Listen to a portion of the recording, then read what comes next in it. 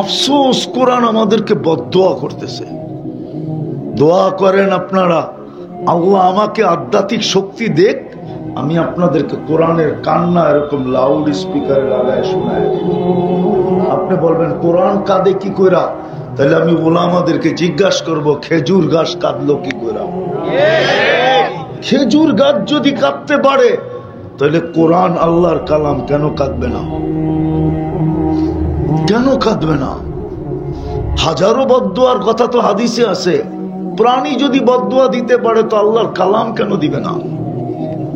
সারা বছরে ছুঁয়া দেখে না, বদদোয়া দিবে না, কি করবে? সেলুট দিবে। এইখানে এরকম লোক আছে, কবে কোরআন ছুঁয়া দেখছে, চুমা দিছে, নিজেও জানে না। জিজ্ঞাসা করেন, রাগ হয় না, হাত উঠাইতে হবে না। আছে না নাই?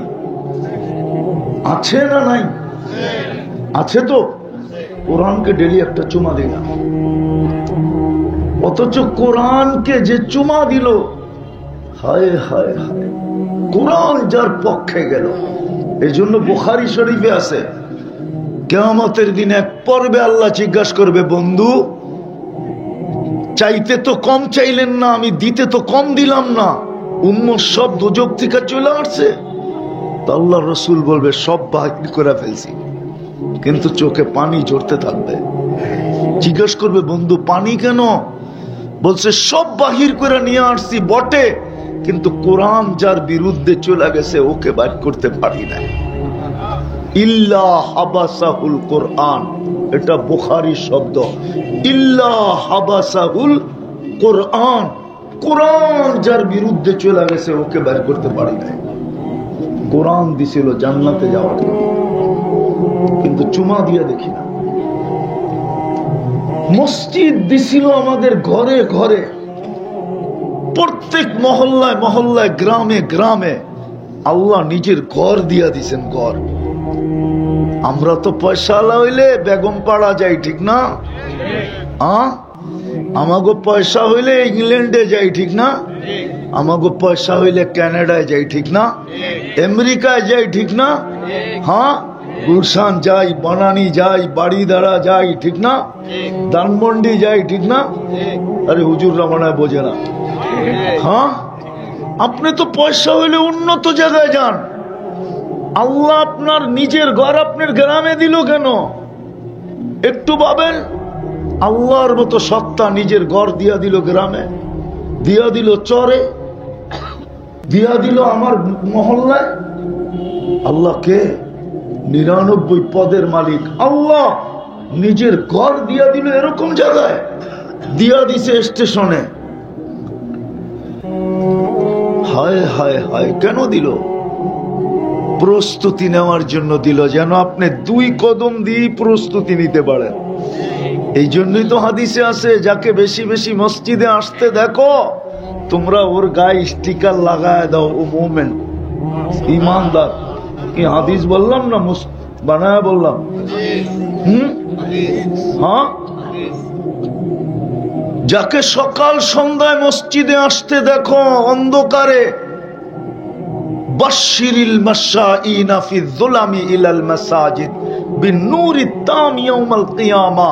যাকে মাগরিব এশায় ফজরে পাবন্দির সাথে মসজিদে আসতে দেখো, ওর গলায় বিরাট বড় একটা সাইনবোর্ড টানায় দাও। আল্লাহ কিসের সাইনবোর্ড টানায় দিমু? কিয়ামতের দিনে পরিপূর্ণ নূরের সুসংবাদ, নূর ওর জন্য অপেক্ষা করতেছে। যাতে 2 কদম লাগাই আপনি পায়া যান। কিন্তু 90% মুসলমান নারী পুরুষ নামাজ পড়ে না। আসেন, প্রস্তুতি নেই, শেষ জায়গায় চলে আসছি। আসেন, প্রদীপ কখন ডুবা যাবে কেউ জানে না। প্রস্তুতি নিয়ে যেতে হবে। সুযোগ এখনো হাতছাড়া হয় নাই। যতদিন পর্যন্ত কণ্ঠনালীতে রুনা আসবে, এই উম্মতের হাতে সুযোগ আছে। এটাও আমাদের নবীজির চোখের পানির কারণে। বিদায় চলেন, আজকে আল্লাহর কাছে তওবা করি। করবেন? বুঝাইতে পারলাম? করবেন তওবা? মনের থেকে না মুখের থেকে? কে কে মনের থেকে তওবা করবেন দেখি? পাক্কা? তাহলে আল্লাহকে বলে দেন, আল্লাহ অতীত থেকে তওবা করলাম, এতটুকুই বলেন, অতীত থেকে তওবা করলাম। নামান যদি মনের থেকে কইরা থাকেন আপনি নিষ্পাপ, কোনো গুনাহ নাই, পরিষ্কার। হ্যাঁ হ্যাঁ, আস্তাগফিরহু ইন্নাহু কানা তাওয়াবা, আত-তাইবু মিনাজ যামবি কামান লা যামবা লা। গুনাহ নাই, শেষ। এখন শুধু আর 3টা অভ্যাস করতে হবে, যদি পারি তাহলে ইনশাআল্লাহ মরতে দেরি, জান্নাতে পৌঁছতে দেরি হবে না। ফেরেশতা প্রটোকল দিয়া জান্নাতে নিয়ে যাবে। কি দিয়া? হ্যাঁ হ্যাঁ, কোরআনে আছে। আজকের থেকে সবার পায়ে হাত দিয়া বলি, 2 বেলা তওবায় অভ্যাস করেন। পারবেন? কয় বেলা? কয় বেলা? ঘুমানোর সময় তওবা করেন, এটা ভাইবা হতে পারে আর ঘুমের থেকে উঠবো না। ঘুমের থেকে উঠা তওবা করেন, হতে পারে আজকে সূর্য আর ডুবতে দেখবো না। 2 বেলা তওবা করতে পারবেন? ভুল হবে না তো? অভ্যাস বানাইতে পারবেন? যুবকরা কি কয়? পাক্কা? আল্লাহ কবুল করুক তোমাদেরকে। দ্বিতীয় আজ থেকে ডেলি কোরআনটাকে নিব আর একটা চুমা দিব। পারবা? আমি জানি তোমরা দিনে কয়বার চুমা দাও। এটা আমি কিন্তু জানি। কি বলে দিব?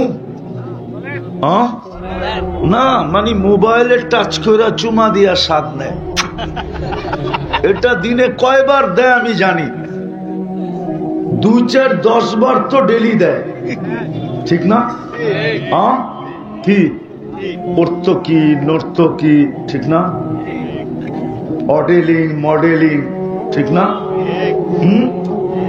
নায়িকা গায়িকা, ঠিক না?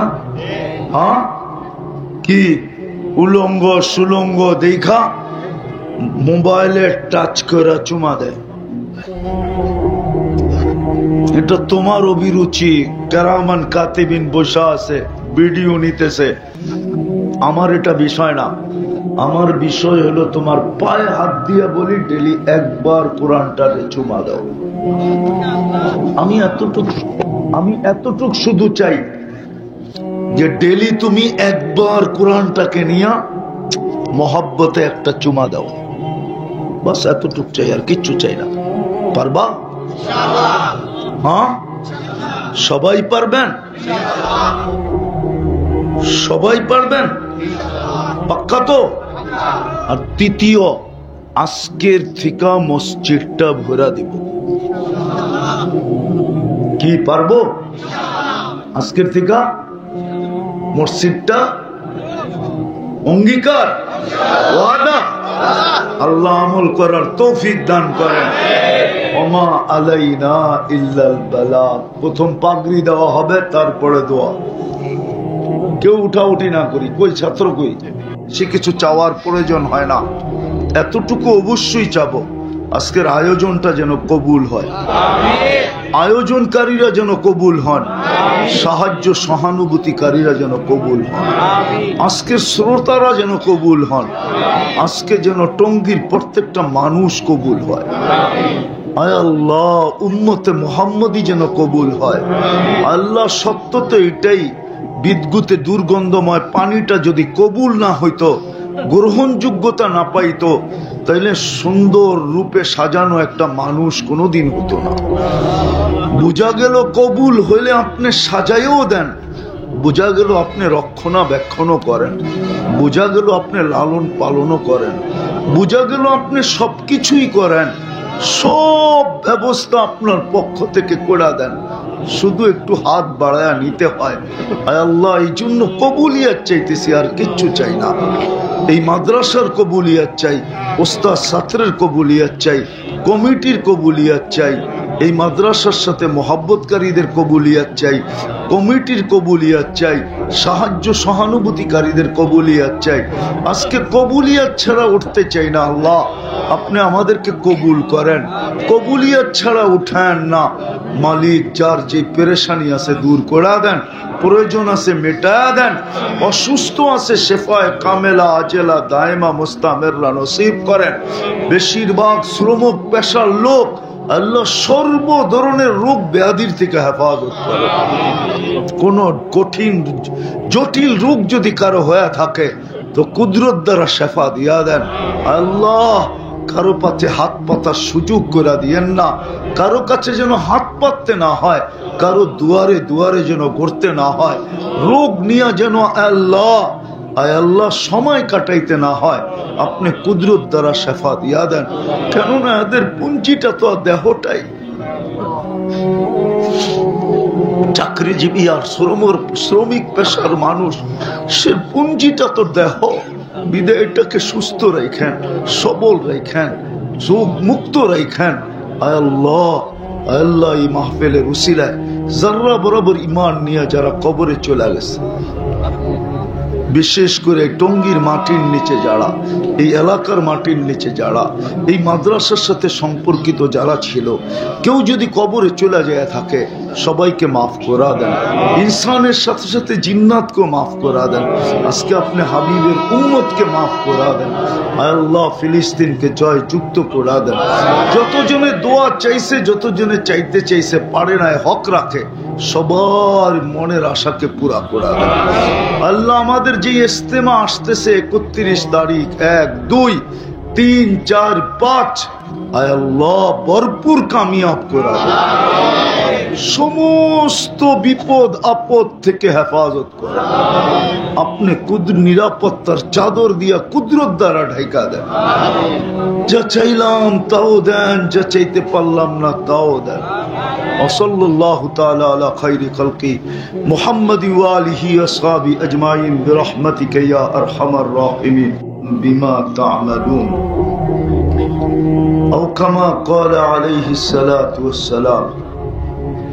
উক্ত মাহফিলের সম্মানিত সভাপতি, উপস্থিত মেহমানানে কেরাম, ওলামায়ে এদাম,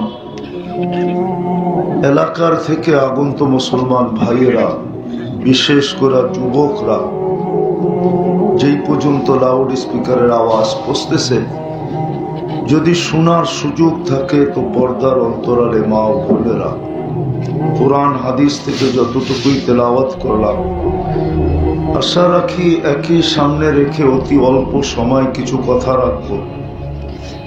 সাথে সাথে সকলের কাছে অনুরোধ, যতক্ষণ শুনব বা যতটুকু শুনব পরিপূর্ণ মনোযোগ দিয়ে শুনব, কেননা এটা আল্লাহর আদেশ। কার আদেশ? আল্লাহর আদেশ। কোন ছোটখাটো মানুষের আদেশ না, স্বয়ং সৃষ্টিকর্তা আল্লাহর আদেশ। ইদা কুরিয়াল কোরআন ফাসতামিউ, যখন কোরআন বা কোরআনী কথা শোনো পরিপূর্ণ মনোযোগ দিয়ে শোনো, যতটুকুই শোনো। দ্বিতীয় আল্লাহর আদেশ হলো আনসিতু, পরিবেশটাকে বিলকুল নীরব রাখো, কোনো আওয়াজ যেন না হয়।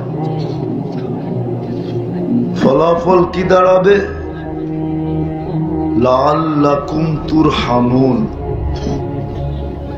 ইঙ্গিত এইদিকে যে বড় মোটা পুরস্কার মিলবে। যদিও কোরআনে পুরস্কারের ইঙ্গিত আছে, কিন্তু হাদিসে ঘোষণা আছে। ঘোষণার আলোকে বললাম যে বড় মোটা পুরস্কার মিলবে। এই জন্য আবারও অনুরোধ করতেছি, কথা যতক্ষণ চলুক আর আমি যতক্ষণ শুনি, পরিপূর্ণ মনোযোগ এবং পরিবেশটাকে বিলকুল নীরব। পারবেন? তাইলে আশা করি কথা যতটুকুই হোক দিলে কাটবে, লাভ হবে, লাভ, পুরস্কার নিয়ে উঠবো। আর পুরস্কার বড় মোটা, বড় বড় মোটা, যেটা হাত উঠাইতে দেরি, চাইতে দেরি করি না, যেটা সব সময় হাত উঠাইতে দেরি, চাইতে দেরি করি না।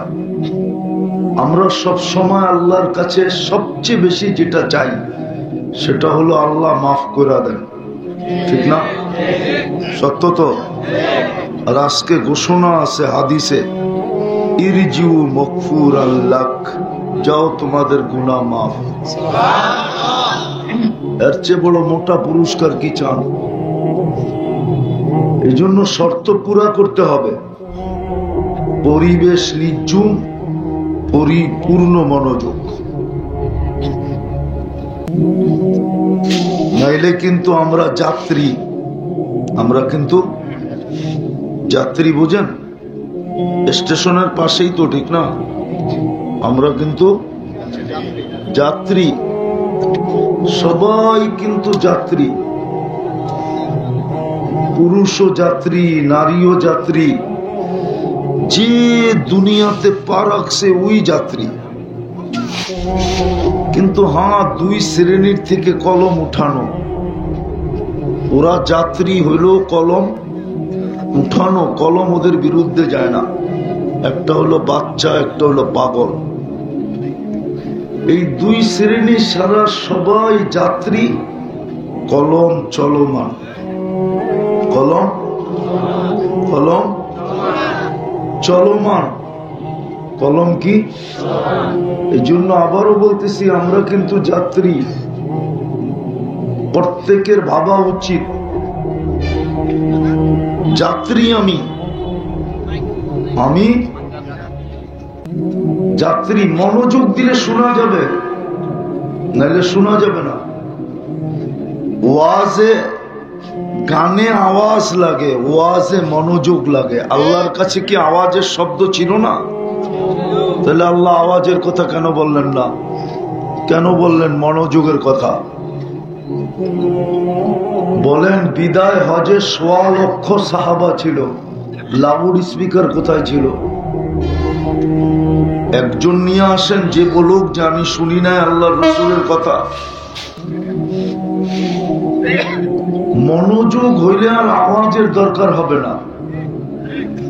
গান শুনতে শুনতে এখন আওয়াজ ছাড়া আর কিচ্ছু ভাল লাগে না।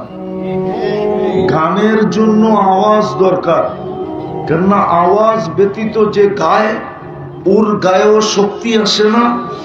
যারা শুনে যুবকরা, ওরাও নাচতে কোমরে শক্তি পায় না। ওয়াজে লাগবে মনোযোগ, মনোযোগ দিয়ে শোনেন। যেই মানুষ এই লাউড স্পিকারের দরকার নেই, আমার আওয়াজ এতটুক যাবে, আপনি এটা মনে করেন না আল্লাহ আমাকে স্পিকার দেয় না, এমন না। আল্লাহ আমাকে স্পিকার দিছে, যেটা শুনাইতে চাই এটা ভালো মতে শোনেন। কেননা শয়তান চাবে না আপনি আজকে পুরস্কারের গাঁটটি নিয়ে ওঠেন। আপনি ভাবছেন শয়তান ট্যাবলেট খেয়ে ঘুমাইতেছে? হ্যাঁ, চতুর্দিক থেকে লেগে গেছে। ও জানে আজকে যদি মাফ হয়ে গেল তাহলে আমার এত দিনের মেহান্ন সব চলে যাবে। এই জন্য ও কোমর কাইছা লাগছে আজকে। এক একবার এক এক রূপে কিন্তু আসবে। একটু আগে এসে মাইকের রূপে, কখনো কখনো দেখবেন হুজুরের রূপ লয়ে চলে আসবে। ও চাবে না পুরস্কার নিয়ে উঠতে দিতে।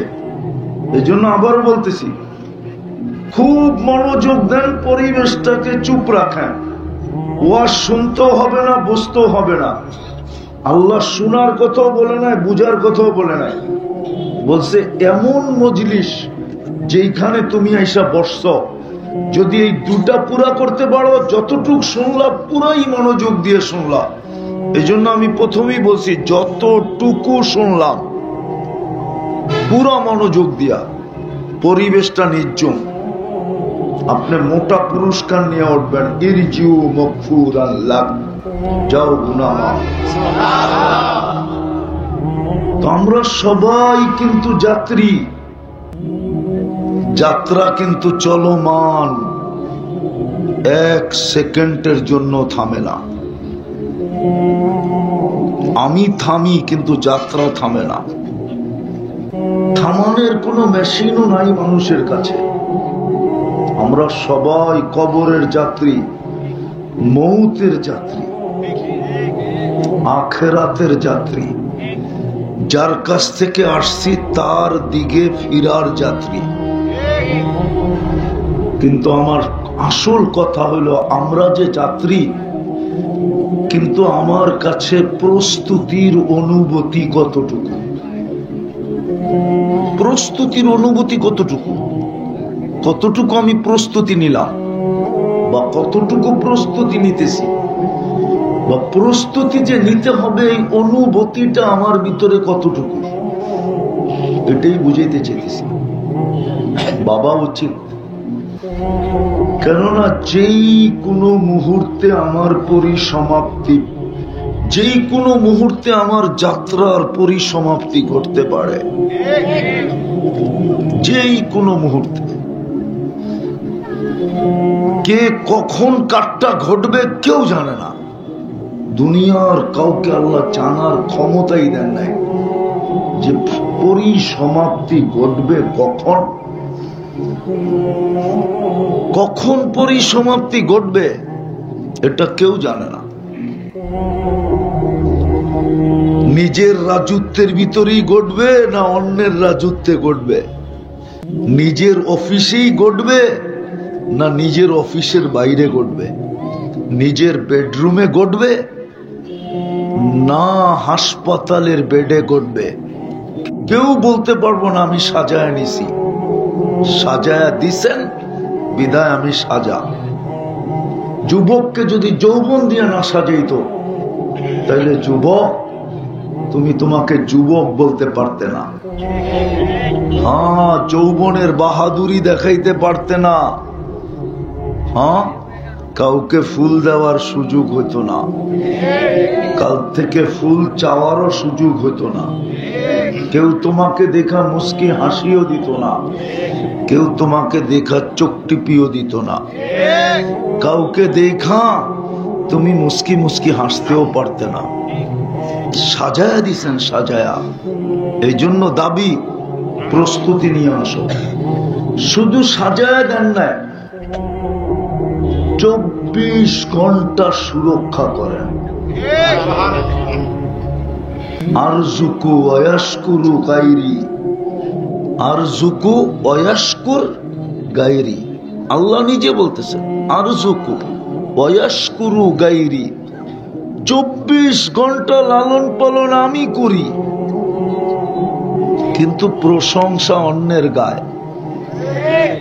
হ্যাঁ, নাই তো এই মজমা একজনও যে 24 ঘন্টা আল্লাহ লালন পালন করেন। আমি 24 ঘন্টায় 24 বার মনের থেকে আল্লাহ বলি। আছে কোন যুবক 24 বার ডেলি আল্লাহ বলে? বলে তো না। অথচ 24 ঘন্টা লালন পালন কে করে? কে করে? হ্যাঁ, এই জন্যই তো আমি বলি, যদি গ্রানটা মেশিন দিয়া চেক করে খাইতে হইতো তাহলে প্যাথোলজি সেন্টারে লম্বা লাইন দিয়া দিনের পর দিন বয়া থাকতে হইতো। নাক তোর কাছে নিতে দেরি, সাথে সাথে রিপোর্ট দিতে দেরি করে না যে গ্রান ঠিক আছে, ঢুকা। গ্রান ঠিক আছে, কি কর, ভিতরে মুখের ভিতরে ঢুকা। যদি প্রযুক্তি দিয়ে নিতে হইতো,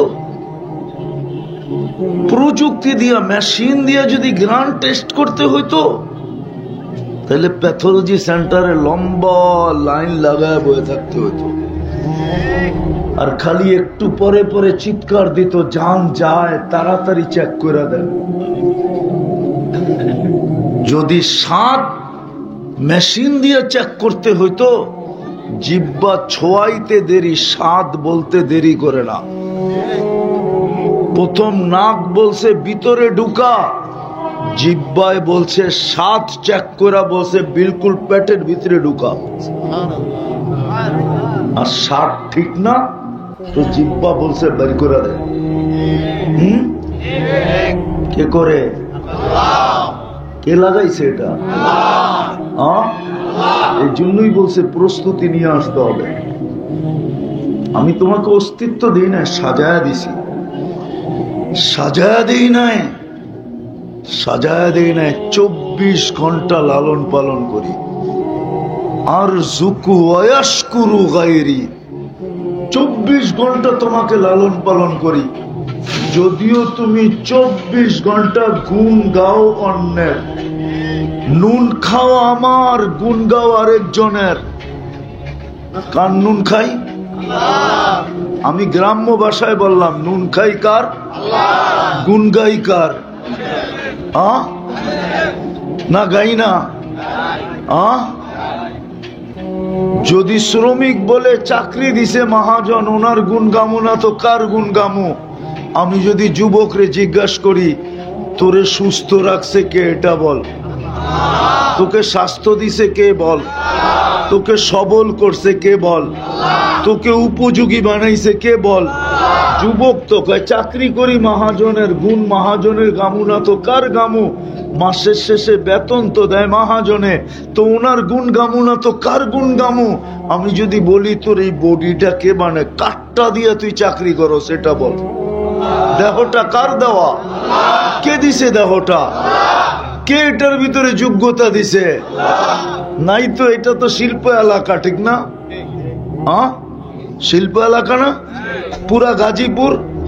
আমাকে একজন দেখাও কোন প্রতিবন্ধীকে কোন ফ্যাক্টরি এলা চাকরি দিছে, দেখান। অথচ এই গাজীপুরে পাওয়া যাবে 5000 ওয়ার্কার। কত? একজন প্রতিবন্ধী রাখলে অসুবিধা কি ছিল? 5000 থেকে যদি 2 টাকা করে কাইটা দিত, তাইলেই তো 10,000 টাকা বেতন হইতো। আর ঠিক না? কয় টাকা কাটছে? মনে হয় বেশি। একজন প্রতিবন্ধীকে তো রাখলো না একজন ফ্যাক্টরি এলা। আমি তো যুক্তি দিয়ে দেখাইতেছি, 5000 শ্রমিক থেকে না কয়া না বইলা বেতনের থেকে 2 টাকা কাইটা রাখতো, তাহলে তো এই প্রতিবন্ধীর 10,000 টাকা বেতন হয়ে যেত, ঠিক না? ও বৈশা বৈশা খালি দেখতো কে আসে কে যায়, এতটুক করতো। আবার কোন ফ্যাক্টরি মালিক আছে নাকি এখানে চেতবো? রাখছে কেউ? তুমি যে বলো আমাকে বেতন দেয় মালিক, ফ্যাক্টরির মালিক, আমি ওনার গুণ গাবো না তো কে গাবো? তাহলে আমি তোমার কাছে প্রশ্ন করি, দেহটাকে দিল? আমি তো বলতে পারি যে দেহ দিল, যোগ্যতা দিল, যার শরীর খাটায় তুমি মাসে 15,000 টাকা পাও, তুমি ওর গুণ গাইবা না তো গাইবা কার গুণ? এটা বলো। এটাই তো আল্লাহ বলে,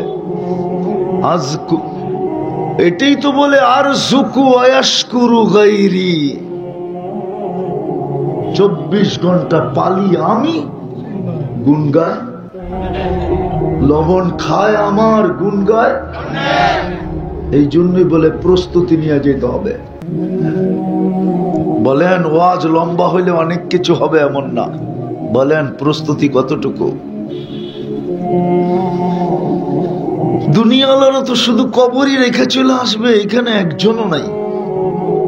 যেমন ঘরেই ঘুমাক, যেমন খাটেই ঘুমাক, যেমন কম্বল নিয়েই ঘুমাক, ঘুমের খাটে যায় ঘুমানোর সময় মনটার ভিতরে ছেদ করে উঠছে, একটু দাগ কাইটা উঠছে, একটু আওয়াজ দিয়া উঠছে, একটু ব্যথা লাগছে যে আমি তো ঘুমাবো কম্বল নিয়া।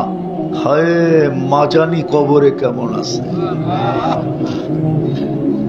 হায় বাবা জানি কবরে কেমন আছে। কি দিলে একটু লাগে? লাগে না, কারো মনে আসে না? আসে? আসে? আসে তো না।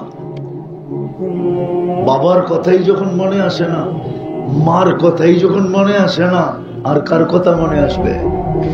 আর আপনি সন্তান হয়েই যখন মনে নেন না, তো আপনারে আবার কে মনে নিবে? বিদায় আমি আসল কথায় চলে আসছি। আমরা যাত্রী, যাত্রা চলমান। অস্তিত্ব আল্লাহর দেওয়া। অস্তিত্ব দিচ্ছেন, সাজাইছেন, 24 ঘন্টা লালন পালন করেন, সুরক্ষা করেন, রক্ষণাবেক্ষণ করেন, সব কিছু। নাইলে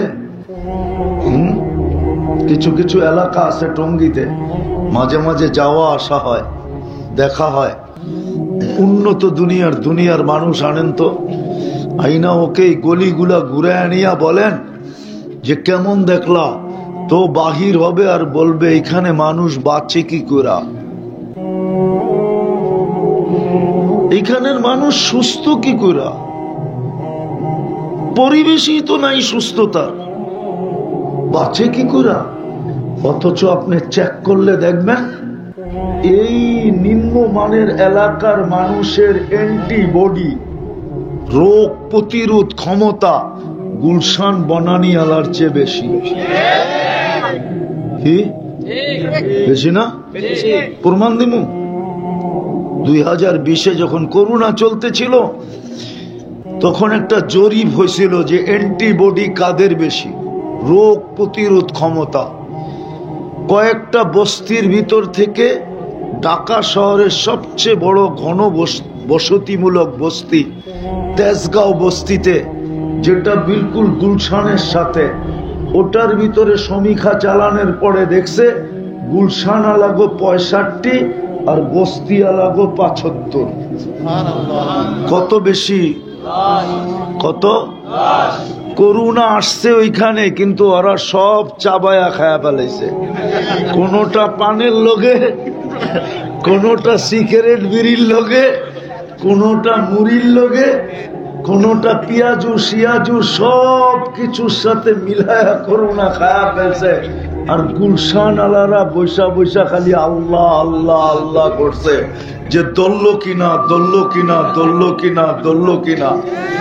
আর দললেই বড় বড় হাসপাতালে দৌড় দিছে।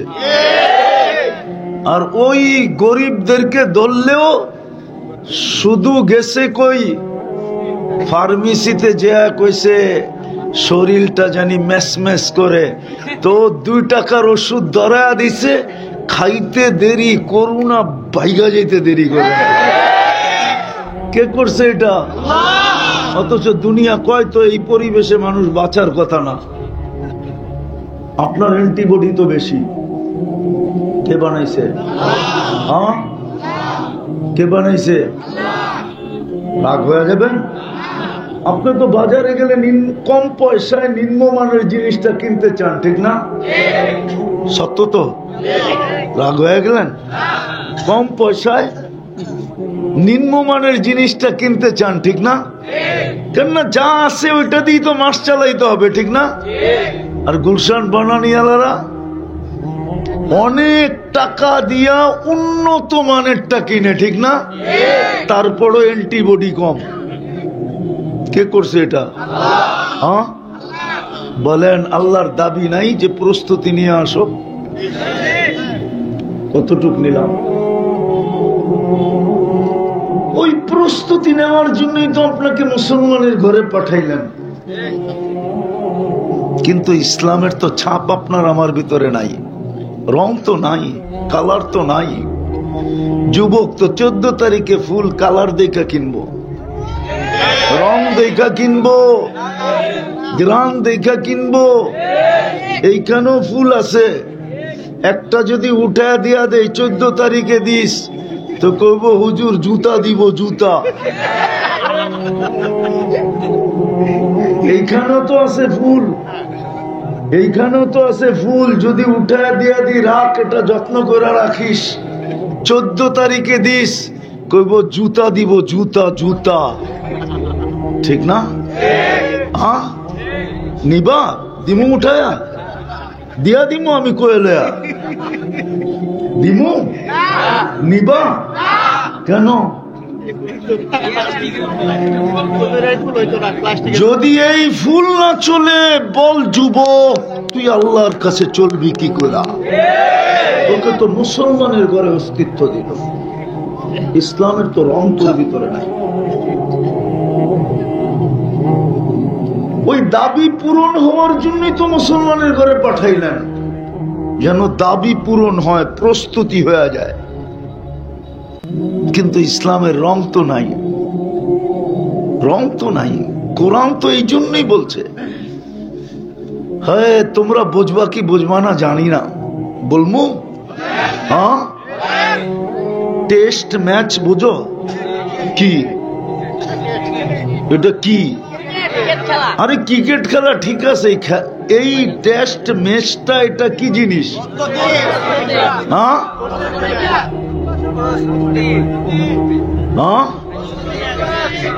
টেস্ট ম্যাচের নিয়ম কি? উইকেট যেন না পড়ে, রান হোক আর না হোক, উইকেট যেন আল্লাহ বলে তোকে তো মুসো। এই জন্যই তো আল্লাহ কোরআনে বলে ওয়ালা তামুতুন্না ইল্লা ওয়া আনতুম মুসলিমুন। তুই বেশি করলি না না করলি এটা আমার বিষয় না, কিন্তু ইসলামের বাহিরে যেন তোর পাও না যায়, উইকেট যেন না পড়ে। ইসলামের বাহিরে গেলেই উইকেট পড়ে যাবে। রান জরুরি না টেস্ট ম্যাচে, একাও যদি পিটায়া 1 মাস থাকতে পারে তো দুনিয়ার সবচেয়ে বড় মালা ওর গলায় পড়ায় দেব। 1 মাস পিটাইছে, আউট করতে পারে নাই কি? আল্লাহ বলে তোকে মুসলমানের ঘরে জন্ম দিলাম প্রস্তুতির জন্য, আমল কম বেশি যা করিস করিস, কিন্তু ইসলামের বাইরে যেন তোর পাও যায় না। যদি ইসলামের বাহিরে তোর পাও চলে যায় তাহলে তুই ম্যাচে হাইরা যাবি। আজকে ইসলাম তো এই জন্যই দিছিলেন, মুসলমানের ঘরে তো এই জন্যই। ও যুবক, তুমি 14 তারিখ কি করে উদযাপন করো? তুমি 31st নাইট কি করে উদযাপন করো? তুমি 50 টাকা 100 টাকার চুল 500 টাকা দিয়ে কি করে কাটাও? 1000 টাকা দিয়ে কি করে কাটাও? হ্যাঁ, চুল কাটাইতেছো না তোমার উইকেট পড়তেছে?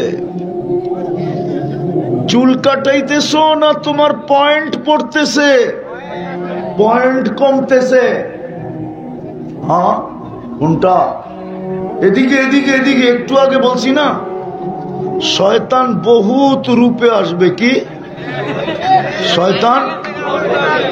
কি বহুত রূপে আসবে, এদিকে তাকানো যাবে না।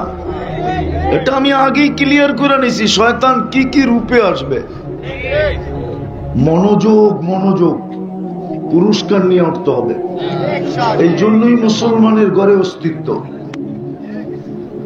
আল্লাহর নিজের ইচ্ছায় আল্লাহ আমাদের মঙ্গল চাইছেন। মান ইউরিদিল্লাহু আন ইয়াহদিয়াহু, মান ইউরিদিল্লাহু আন ইয়াহদিয়াহু ইয়াশরাহ সাদরাহু লিল ইসলাম। কোরআন বলে, কোরআন আল্লাহ পছন্দ করে মুসলমান বানাইছেন। আল্লাহ চায় প্রস্তুতি যেন নিয়ে আসে, সহজে প্রস্তুতি নেয়। কিন্তু আফসোস, ইসলামের রং কতটুকু, কালার কতটুকু, ঢং কতটুকু, ছাপ কতটুকু। দেখাইলাম তো ফুল, নিবে তো না। দ্বিতীয় দেখাইতেছি, দ্বিতীয় প্রস্তুতির জন্যই তো উম্মতে মুহাম্মদী বানাইলেন। অথচ নবীরা চোখের পানি ঝরাইলেন, তারপরও হইতে পারলেন না উম্মত। আপনাকে আমাকে নিজের ইচ্ছায় আমরা জানি না উম্মতে মুহাম্মদী বানায়া কপাল ফাটায় দিলেন, কপাল খুলা দিলেন, এত বড় কপাল বানাইলেন। হায় হায় হায় হায়, দুনিয়ার কোন ফিতা নাই মাইপা বইলা দিবে কত বড় কপাল। একটা দেখাই, যদি বুঝতে পারেন আদম আলাইহিস সালাম বলতেছে একটা ভুল করলাম, 350 বৎসর কাঁদাইলেন, তারপরে মাফ করলেন। উলামা একমত হবে, ঠিক না? হ্যাঁ, উম্মতে মুহাম্মদী সারা দিন গুনাহ করবে, কেমন কপাল, রাত্রে ডাইকা ডাইকা আইনা মাফ করে দিবে। না বুখারী শরীফে নাই হাল মিন মুস্তাগফির ফাগফির আলা? না নাই, রাতের 3 ভাগের 1 ভাগ অতিবাহিত হতে দেরি। আমি তো আরেকভাবে বলি, 2 হাদিস মিলাইলে আরেক রকম বোঝা যায়। এক হাদিস আছে ইয়াবসুতু ইয়াদাহু নাহারান হাত্তা ইয়াতুবা মাসিআল লাইল, আবার হাদিস আছে ইয়াবসুতু ইয়াদাহু লাইলান হাত্তা ইয়াতুবা মাসিআন নাহার, সারা দিন হাত প্রসারিত করে রাখেন, রাত্রের নাফরমান যেন দিনে তওবা করে। সারা রাত্রের 1 পর্ব পর্যন্ত হাত প্রসারিত করে রাখেন, দিনের নাফরমান যেন তওবা করে। আমি বলি বন্ধুর উম্মতের কত বড় কপাল, সারা দিন প্রসারিত করে রাখলেন, রাত্রের 1টা পর্ব পর্যন্ত রাখলেন, তারপরে আর সইতে পারলেন না, বাড়ির ছাদেই চলে আসলেন। আর আয়েশা ডাকতে শুরু করলেন আল মুস্তাগফির। এত বড় কপাল তো বানাইলেন, বলেন নবীর আদর্শ কতটুকু। আরেকটা বইলা দিতেছি, কবরে কিন্তু সর্বপ্রথম প্রশ্ন হবে মা কুনতা তাকুলু ফি হাদার রাজুলি মুহাম্মাদিন। এটা বুখারী শরীফে আছে, কিতাবুল জানায়েজে আছে, 5ম পারায় এই হাদিস 2 বার আছে। সর্বপ্রথম প্রশ্ন করবে, বন্ধুর উম্মত বানায়া এত বড় কপাল খুললাম, বল তুই ওই বন্ধুর আদর্শে কতটুকু আদর্শবান ছিলি। দ্বিতীয়, যেই বন্ধু তোদের জন্য এত কিছু করলো, চোখের পানি 23 বছর থামতে দিল না, মৃত্যু লগ্নে চোখের পানি বন্ধ হইতে দেয় নাই, চোখে পানি নিয়ে আমার কাছে আসলো উম্মতের জন্য। যতদিন আরাম করতেছিলেন রওজায়ে আতহারে, তখনও চোখের পানি ঝরাইতেছিলেন। কবর থেকে যখন উঠবেন, রওজা থেকে যখন উঠবেন, কিয়ামতের দিন তখনও কাঁদতে কাঁদতে উঠবেন। আবুল সামরকান্দি রহমতুল্লাহ আলাইহি লেখেন, ওহুয়া ইয়াকুম ওয়া ইয়াবকি ওয়া ইয়াকুল, উঠবেন কাঁদতে কাঁদতে আর বলবেন, জিবরিল আমার উম্মত কোথায়, ময়দান তো খালি। যেই রসুল কবর থেকে কাঁদতে কাঁদতে উঠবেন, কিয়ামতের মাঠে সবাই নাফসি নাফসি বলবে। আদম আলাইহিস সালাম থেকে নিয়ে ঈসা আলাইহিস সালাম পর্যন্ত 312 জন রসুল, 1.25 লক্ষ নবী, সবাই নাফসি নাফসি বলবে। আমার বন্ধু তো শুধু উম্মতি উম্মতি বলে চিৎকার দিবে। বন্ধুর জন্য তো আমি একটা চেয়ারও বানাইলাম, কোরআনে তো বললাম ফাতাহাজ্জাত বিহি নাফিলাতাল লাক আসা আইয়াব আসাকা রাব্বুকা মাকামাম মাহমুদা। বন্ধু 2টা চেয়ারই বানাইছিলাম, একটা আমার, সেটার নাম কুরসি, আর একটা আপনার জন্য, সেটার নাম মাকামে মাহমুদ। কিয়ামতের দিন লাগাবো, কিন্তু আমার বন্ধু তো এই চেয়ারে বসেই দেখলো না, তোমাদের জন্য শুধু 3 জায়গায় ছুটতে থাকলো, একবার হাউজে কাউসারে, একবার মিজানে, একবার পুলসেরাতে। যেই বন্ধু তোমাদের জন্য এত কিছু করলো, পেটে পাথর পর্যন্ত বাঁধলো, 3 মাস চুলা পর্যন্ত জ্বললো না, হাসান হোসাইনকে জিব্বা চোষায়া কিনা নিবারণ করলো, আমার ওই বন্ধুর আদর্শে কতটুকু আদর্শবান ছিল বলো। চতুর্থ, যে আল্লাহ প্রস্তুতির জন্য আমাদেরকে কালামুল্লাহ দিয়া দিলেন। কালামুল্লাহ, কালাম চিনেন কি না? কোরআন। আমার তো মাঝে মাঝে আশ্চর্য লাগে, যারা আল্লাহর সাথে কথা বলছেন, তারা মুসা আলাইহিস সালাম বড় ক্রেডিট কার্ড নিছেন কালিমুল্লাহ, কিন্তু এটা উচ্চারণ করলে আল্লাহ আমাকে যেন বলতে চায় মুসা আলাইহিস সালাম আমার সাথে কথা বলছে, আমি অস্বীকার করি না। উনি কালিমুল্লাহ, এটা আমি স্বীকার করি, আমার ঈমানের অংশ, কিন্তু সাথে সাথে আল্লাহ যেন আমাকে বলতে চায় আমি তো তোর সাথে কথা বলি, যার কারণে তোর ভিতরে দিলাম কালামুল্লাহ। তোর মর্যাদা কত বড়, তুই বাপ। আল্লাহ আল্লাহ আমাদের সাথে কথা বলে, কিন্তু এই কোরআনটাকে তো সারা দিনে একবার কেউ চুমা দিয়া দেখে না। বলুক এখানে কয়জন আছে ডেলি কোরআনটা একবার চুমা দেয়? বৎসরের পর বৎসরও তো দেয় না। আমি শের জায়গায় চলে আসছি। ইব্রাহিম ইবনে আদম রহমতুল্লাহ আলাইকে জিজ্ঞাসা করছিলেন যে ইব্রাহিম, প্রজা হিসাবে তো আমরা খারাপ ছিলাম না, আর রাজা হিসাবে তোমার মতো রাজাই হয় না, তো তুমি রাজপ্রাসাদ কেন ছেড়ে দিলা, রাজত্ব কেন ছেড়ে দিলা? বলে চার চিন্তায় আমাকে রাজত্ব ছাড়তে বাধ্য করছে। চারটা চিন্তায় আমি রাজত্ব ছেড়ে দিছি। নাইলে তোমাদের সব কথা সত্য, কেননা ন্যায়পরায়ণ ছিল, ইনসাফগার ছিল, কোন জালেম ছিল না। ইব্রাহিম ইবনে আদম রহমতুল্লাহ আলাইহি যত রাজা আছে, ন্যায়পরায়ণ রাজা, ইনসাফগার রাজাদের ভিতরে একজন ওনার নাম। আল্লাহওয়ালাদের প্রথম সারির ওই জায়গায় ওনার নাম। ইনসাফগার ছিল। তো বলছে চার চিন্তা আমাকে রাজ্য ছাড়তে বাধ্য করছে। বলছে কি চিন্তা? তো বলছে প্রথম যেদিন রু মার পেটের ভিতরে রু আসছে, ওই দিন হাদিসের আলোকে দুটা সিদ্ধান্ত, দুটা জিনিস লেখা হয়। ফেরেশতা সবকিছু লেখার পরে বলে আশাকিয়ুম আম সাঈদ, আল্লাহ নেককাল লিখবো না বদকাল লিখবো?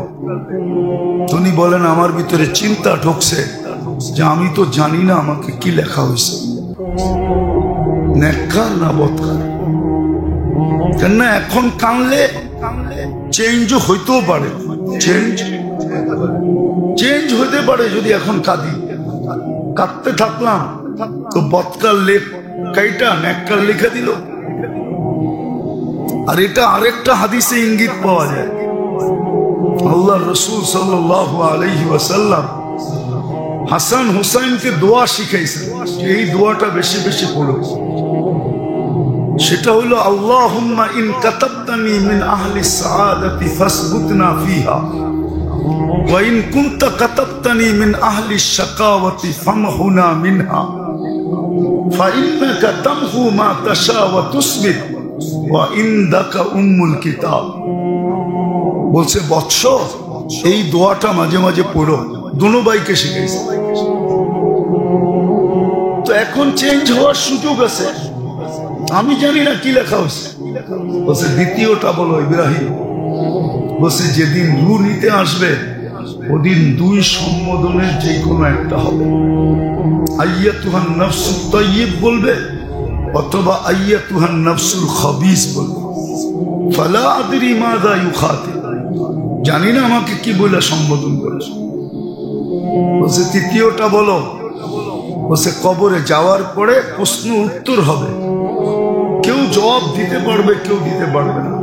আমি জানি না জবাব দিতে পারবো কি পারবো না। বলছে চতুর্থটা বলো। বলছে কিয়ামতের মাঠে দুটেই দল হবে, দুটেই হবে। ফারিকুন ফিল জান্নাতি ওয়া ফারিকুন ফিস সাঈদ, একদল জান্নাতে যাবে, একদল দোজখে যাবে। ফালা আদরি মিন আইয়িল ফরিকাইন, আমি জানি না কোন দলের অন্তর্ভুক্ত।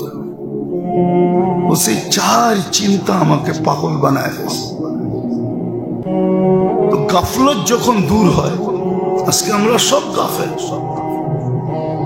এই জন্য জিজ্ঞাসা করে দেখেন, সারাদিনে 100 বার আল্লাহ বলনেওয়ালা লোক খুব কম পাবেন। সারাদিনে 100 বার কি বলে? আল্লাহ আল্লাহ আল্লাহ আল্লাহ। আজকে শুক্রবার, কম পাবেন।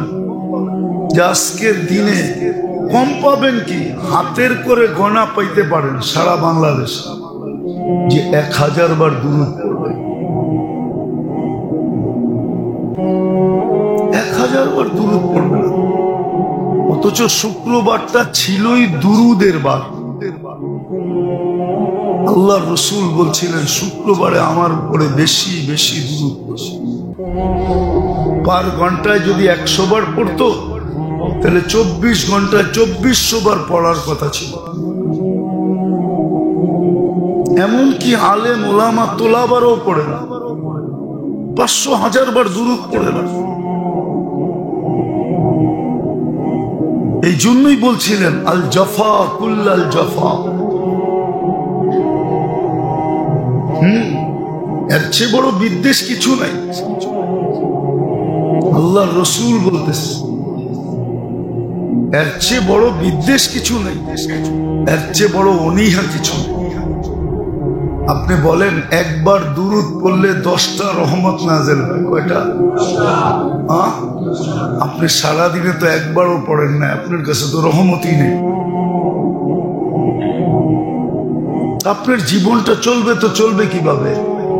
তারপরও যে চলতেছে, এটাকে তো সৌভাগ্য মনে করা উচিত। আপনার কাছে তো রহমত নাই, কেননা রহমত তো দুরুদের ভিত্তিতে আসে। একবার পড়লে কয়বার? 10 বার পড়লে 100 বার পড়লে আপনি তো পড়েন না, আপনার কাছে তো রহমত নাই। হ্যাঁ, দুনিয়া আছে মানি, আপনি যে সালাম পাইতেছেন এটা দুনিয়ার কারণে।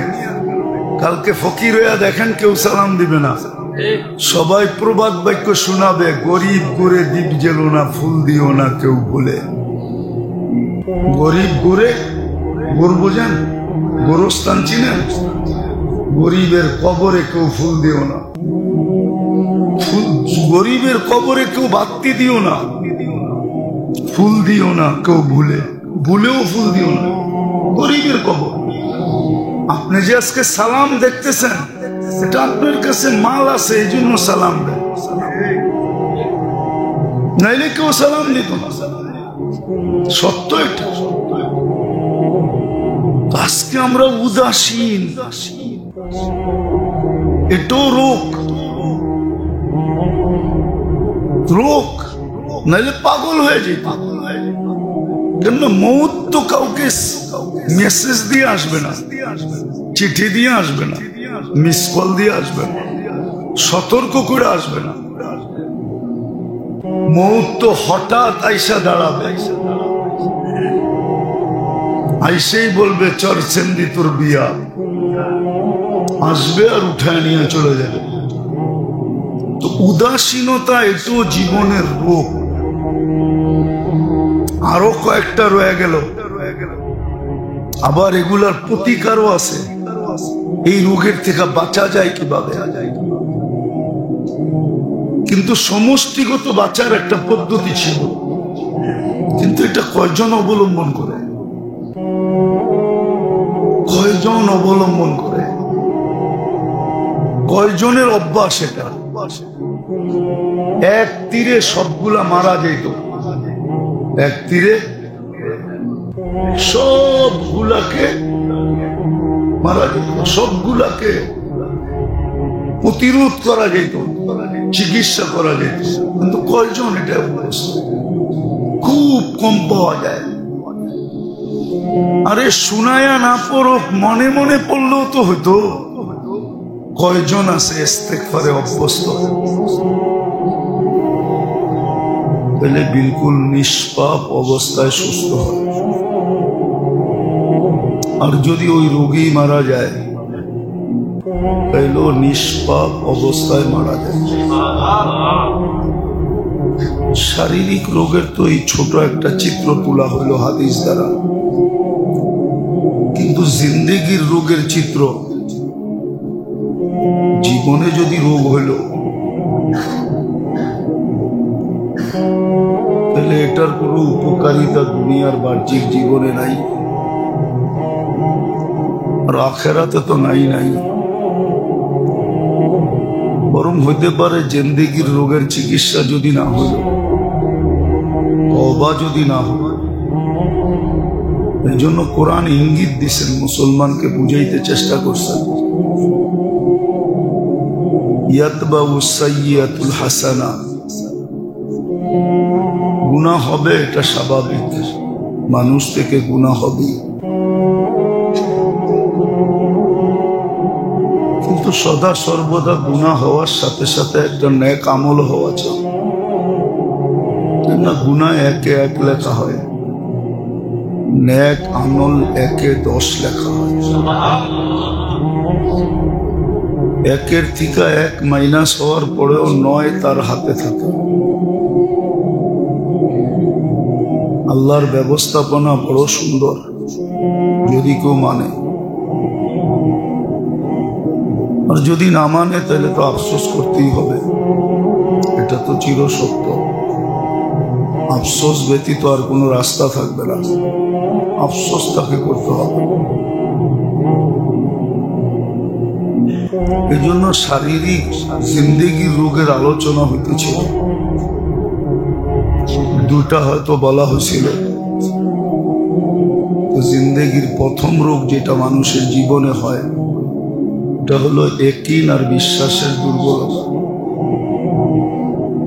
আল্লাহর ওয়াদার উপরে এবং আল্লাহর ওয়াইদের উপরে, আল্লাহ রসুলের ওয়াদা, আল্লাহ রসুলের ওয়াইদ, অথবা এইভাবেও বলা যায় আল্লাহর ওয়াদা এবং ওয়াইদের উপরে দুর্বলতা। আল্লাহ যে ওয়াদা করছেন, করলে কি দিবেন এটার ব্যাপারে সন্দিহান হওয়া,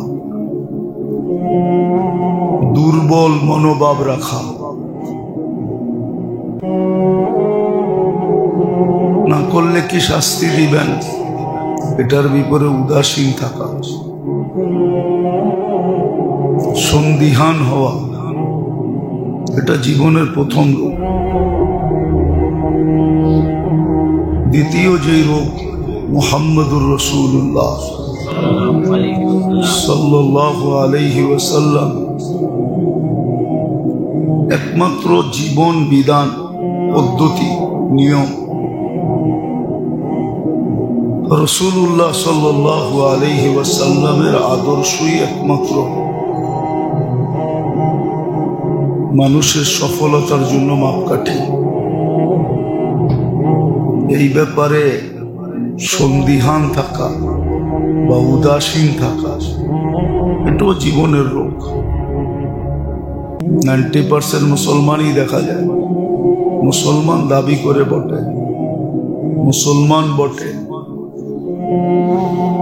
অনেক সময় দেখা যায় ভালো নামাজিও বটে, ভালো ইবাদত বন্দেগীও করে, কিন্তু রাসূলুল্লাহ সাল্লাল্লাহু আলাইহি ওয়াসাল্লামের আদর্শের ব্যাপারে বড় উদাসীন বহুত মানুষ পাওয়া যায়, অনেক সংখ্যায় পাওয়া যায়, যারা মোটামুটি ইবাদত বন্দেগী খুব করে। অফিসে পাবেন, আদালতে পাবেন, মেইলে পাবেন, ফ্যাক্টরিতে পাবেন, হাটে পাবেন, বাজারে পাবেন, সমাজের সর্বস্তরে পাবেন। কিন্তু মুহাম্মদুর রাসূলুল্লাহ সাল্লাল্লাহু আলাইহি ওয়াসাল্লামের আদর্শকে মনে প্রাণে জীবনে আঁকড়ায়া ধরা, এটার ব্যাপারে সন্দিহান অনেক মানুষ পাবেন। অনেক সময় বলেও, আপনারা এত বাড়াবাড়ি করেন কেন? আচ্ছা বলেন, বাড়াবাড়ি করতে কে হইল? একটা উদাহরণ দিই। আল্লাহ পুরুষকে সাজাইছেন দাড়ি দিয়া, ঠিক আছে, মহিলাকে সাজাইছেন লম্বা লম্বা চুল দিয়া। এখন মহিলা যদি চুল না রেখা সব সময় মাথা নাড়া করে, বলেন ঘরের পুরুষের কাছে কি ভালো লাগবে?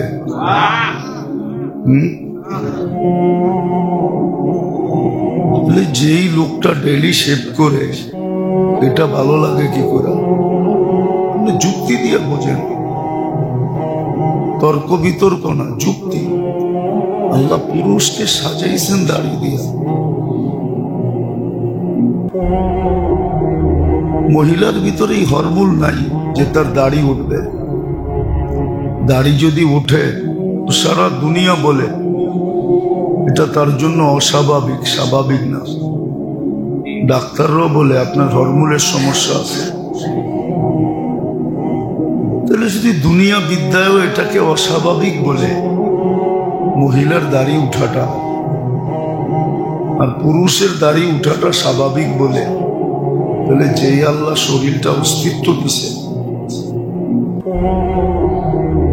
ওই আল্লাহ কেন পুরুষের ভিতরে এই হরমোনটা রাখলেন যেই হরমোনে দাড়ি গজাবে?